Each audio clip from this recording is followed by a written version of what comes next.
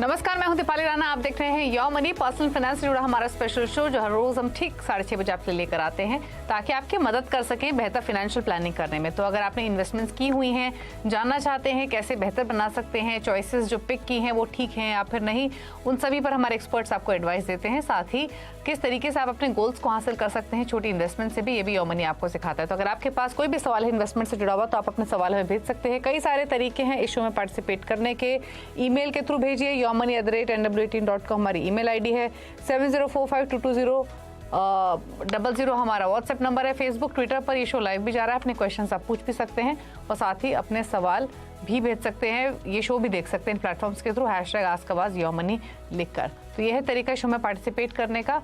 आपकी सभी क्वेरीज को इस शो में हम शामिल करेंगे आगे जाते हुए। शुरुआत में डिस्कशन भी करेंगे। हमारे साथ आपके सभी सवालों को आंसर करने के लिए आज मौजूद है आनंद राठी वेल्थ के डिप्टी CEO फिरोज अजीज। फिरोज जी नमस्कार, स्वागत है आपका। और मार्केट जब बुल फेज में होता है, तेजी में होता है, तो कंफ्यूजन भी होता है। काफी बार इन्वेस्टर्स के मन में ये एप्रीहेंशंस होते हैं कि क्या उन्होंने ये रैली मिस तो नहीं कर दी है। अब जब मार्केट्स ऑल टाइम हाईस पर है तो ऐसे में कौन सी कैटेगरीज पिक करें, क्या इतने ऊपर के लेवल्स पर एंट्री लेना सही है या फिर नहीं। तो काफी सारे सवाल मन में जिसके जवाब आपसे चाहते हैं हमारे व्यूअर्स। क्या स्ट्रैटेजी होनी चाहिए ऐसे मार्केट सिनेरियो में जब रिकॉर्ड हाईज लेवल्स हम देख रहे हों, और दूसरी तरफ कौन सी कैटेगरीज पिक करनी चाहिए, कैसे डिसीजन लें कि किन कैटेगरीज को इस समय पोर्टफोलियो क्रिएशन के समय अपने पोर्टफोलियो में शामिल करना है। दीपाली जी, इंपॉर्टेंट रेलेवेंट क्वेश्चन है, कंटेम्प्रेरी क्वेश्चन है। आज मार्केट हाइस पे है तो जाहिर सी बात है प्रश्न आता है। बट कोई भी इन्वेस्टर, लॉन्ग टर्म इन्वेस्टर को जहन में दो चीजें बिठानी है।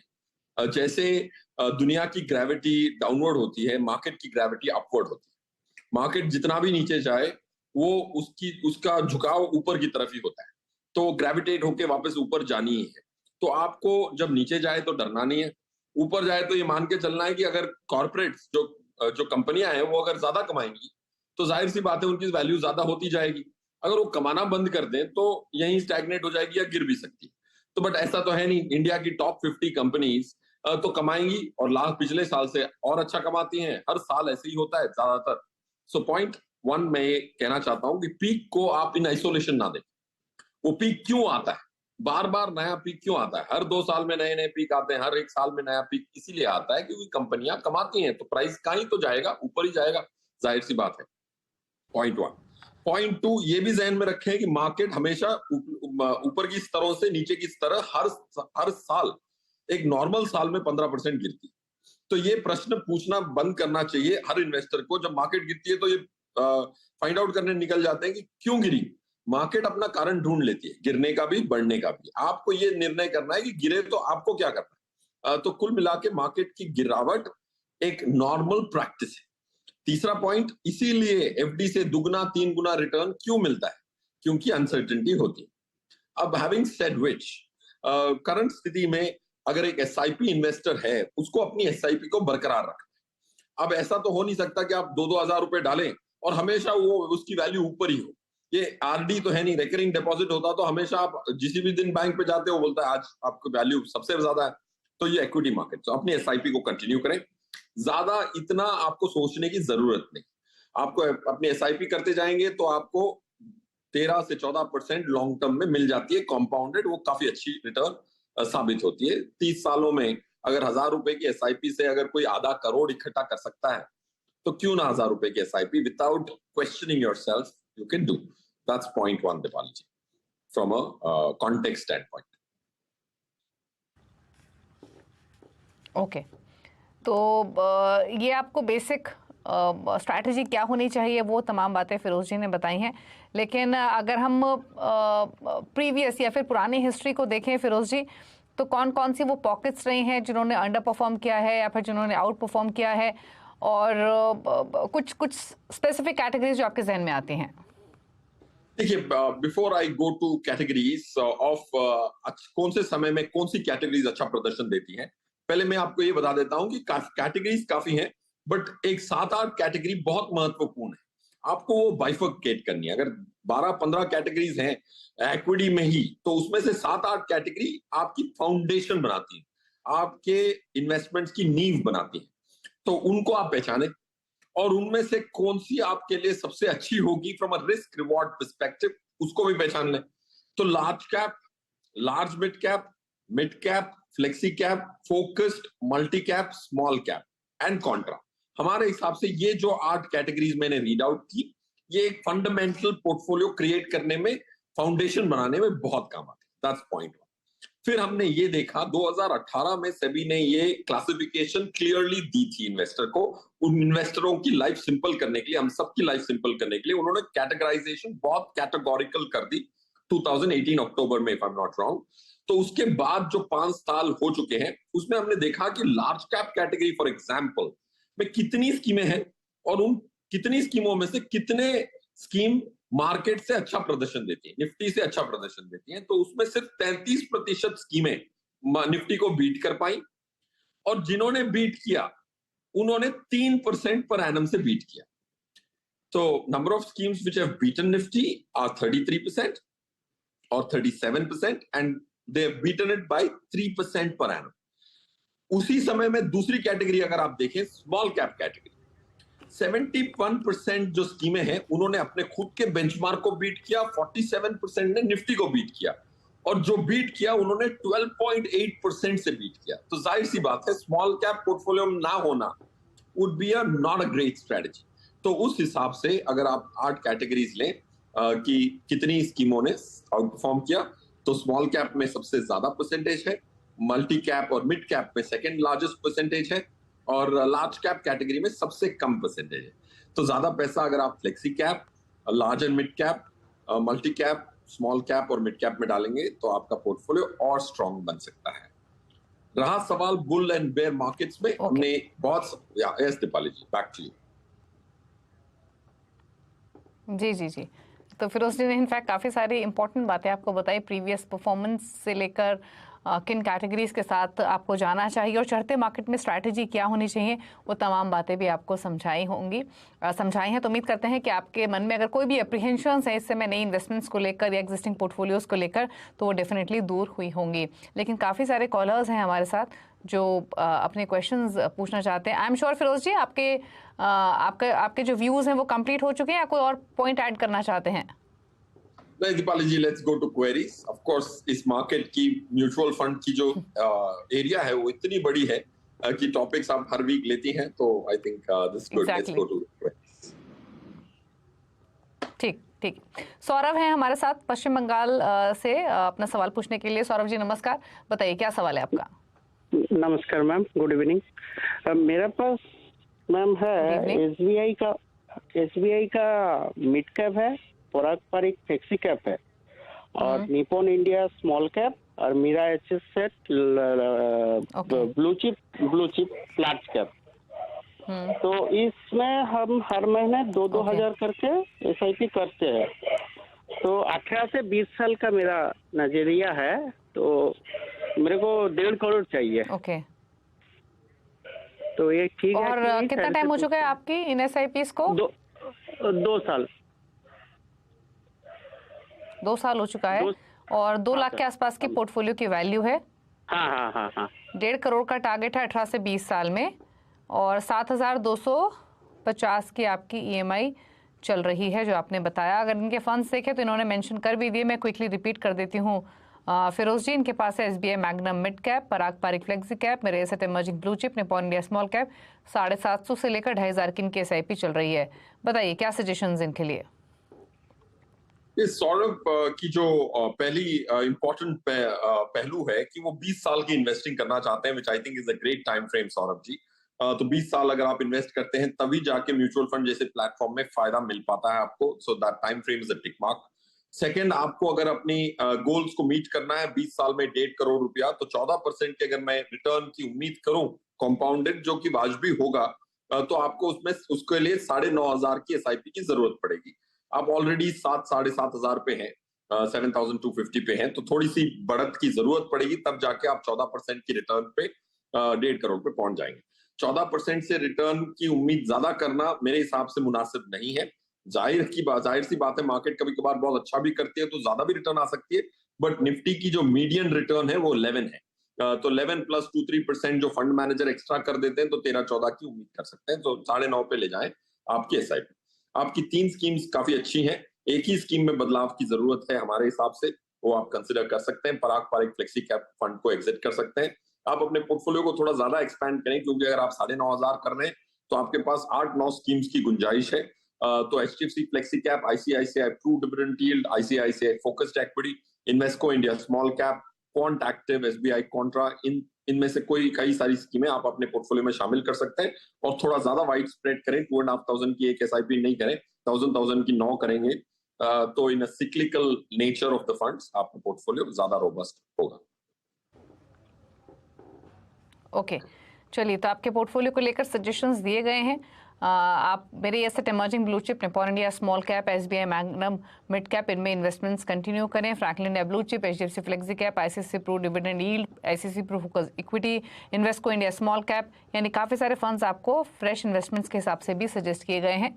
थोड़े बदलाव आपके पोर्टफोलियो में रखने की सलाह है। रही बात आपके 9,500 के आसपास की भी SIP करेंगे तो अपने गोल को हासिल कर सकेंगे। अगले कॉलर से बात करते हैं। आशु हैं अब हमारे साथ नई दिल्ली से। आशु जी नमस्कार, बताइए क्या सवाल है आपका? Yes ma'am, good evening. Hello, good evening ma'am. मेरा बताइए आशु, क्या सवाल है आपका? मेरा 3,55,000 का SGB का है, और पर ईयरली मैं 56,000 LIC में and approx 7,000 per month PF में मेरा कट रहा है। एंड मेरा Nippon India mid cap and large cap में 2,500 प्लस HDFC लार्ज कैप में 2,000। 16 साल में मैम मुझे 1.5 करोड़ तक पहुंचने के लिए मैं अपना SIP कितना बढ़ा सकता हूं? अप्रॉक्स 10,000 तक करना हो तो। ओके, तो क्या सजेशन रहेगा फिरोज जी इनके लिए? ट्रेडिशनल प्लान्स भी हैं इनके पास, जिसमें इन्होंने खुद कहा LIC, सुकन्या समृद्धि, PPF इनके पास है। फंड्स इन्होंने 2 ही रखे हैं अपने पास, जिसमें Nippon India growth, HDFC large and mid cap है, 2 से 2,500 रुपए दोनों में डाल रहे हैं। यानी टोटल जो इनकी सिफ्ट चल रही है वो 4,500 के आसपास की है। ऑल दो पोर्टफोलियो इनके 8 लाख का है। 15 ईयर्स से 1.5 करोड़ का टारगेट। आपके सजेशंस? दीपाली जी, आशु को अपने टारगेट पे पहुंचने के लिए 14% की रिटर्न पे अप्रोक्सीमेटली 1,500 रुपए की 15,500 रुपए की SIP की जरूरत पड़ेगी। अब जाहिर सी बात है, इनका जो एसेट एलोकेशन है मेरे हिसाब से अच्छा नहीं है, क्योंकि इनकी 15 साल की टाइम फ्रेम्स हैं, 24 साल की उम्र है। इनकी SIP की अमाउंट आप देखेंगे 4,500 है। LIC में 56,000 पर ईयर डालते हैं तो उधर 4,500-5,000 डाल रहे हैं। LIC की ट्रेडिशनल प्लान में आपका इन्फ्लेशन बीटिंग रिटर्न भी नहीं आ पाता। अर्जों का डेटा हमने एनालाइज किया है। LIC कोई बहुत पुरानी कंपनी है। काफी सारी इंश्योरेंस बेस्ड कंपनीज के ट्रेडिशनल प्लान्स को हमने एनालाइज किया, 4 से 5% की रिटर्न से ज्यादा नहीं आया। उसी समय में अगर आप ये पूरी किस्तें इक्विटी म्यूचुअल फंड में डालते तो आपकी जो करंट वैल्यू होगी वो दुगनी तिगुनी हो जाती। तो इसका जो मैथमेटिक्स आप करके देखेंगे तो आपको ये आश्चर्यचकित कर देगा कि जो आप 56,000 पर ईयर दे रहे हैं, वही अगर SIP में देते तो मैच्योरिटी अमाउंट 3 गुना होती, 2 गुना होती, depending on when you started. So traditional plans को आप एग्जिट करें, that's very strong recommendation. Point 2, आप और स्कीम्स को शामिल करें अपने पोर्टफोलियो में, दोनों को बरकरार रखें, क्योंकि HDFC टॉप 100 भी अच्छी स्कीम है, इनमें निपॉन इंडिया ग्रोथ फंड भी अच्छा है। काफी सारी स्कीम्स जो हमने प्रीवियस कॉलर को भी रीड आउट की थी वो वापस रीड आउट करता हूं, इनको आप जरूर कंसिडर कर सकते हैं। HDFC फ्लेक्सी कैप ले लीजिए, HDFC small cap, ICICI Pru dividend yield, ICICI focused equity, Invesco India multi small cap, Quant active, SBI Contra, SBI large and mid cap. These are few of the schemes जिसको आप अपने portfolio में शामिल। तो थोड़े suggestions आपके portfolio को लेकर दिए गए हैं। स्ट्रैटेजी आपको थोड़ी चेंज करनी पड़ेगी अपने गोल को हासिल करने के लिए। वो तमाम चेंजेस आप अपने ग्राफिक्स के जरिए स्क्रीन पर भी देख सकते हैं। जो फंड्स आपको फिरोज जी ने सजेस्ट किए हैं वो भी आप नोट करके अपने पोर्टफोलियो में ऐड कर सकते हैं। रुक रहे हैं ब्रेक के लिए। ब्रेक के उस पार कुछ और क्वेरीज को लेंगे। आप देखते रहिए योर मनी। हैं आपकी क्वेरीज को आंसर करने के लिए कुछ और क्वेश्चंस लेते हैं और एक सवाल लेते हैं ईमेल के थ्रू। राजेश ने भेजा है, 53 इयर्स इनकी एज है, 50,000 पर मंथ की इनकी SIP चल रही है। फंड्स जो इनके पास हैं उसमें मेरा ये large cap, Motilal Oswal mid cap, ICICI prudential blue chip, ICC prudential multi cap 5,000 each in चारों फंड्स में। इसके अलावा पारिक फ्लेक्सी कैप में 15,000 पर month, ICICI Pru technology fund में 10,000 per month, HDFC mid cap opportunities में 5,000 पर मंथ। अब 5 लाख का ये लमसम इन्वेस्टमेंट करना चाहते हैं, उस पर एडवाइस चाहिए। सालाना एसआईपी में 10% का इंक्रीज कर रहे हैं ऑलरेडी। सो फार 50,000 पर मंथ की कर चुके हैं और 7 करोड़ का ये टारगेट लेकर चल रहे हैं 10 ईयर्स में। फिलहाल जो एक्यूमुलेशन ये कर पाए हैं वो 20 लाख का है। बताइए फिरोज, इनके फंड चॉइसेस पर आपकी राय, और कैलकुलेशन करें इनके पोर्टफोलियो, इनके प्रपोज्ड इन्वेस्टमेंट प्लान की, तो क्या ये अपने गोल को हासिल कर सकेंगे?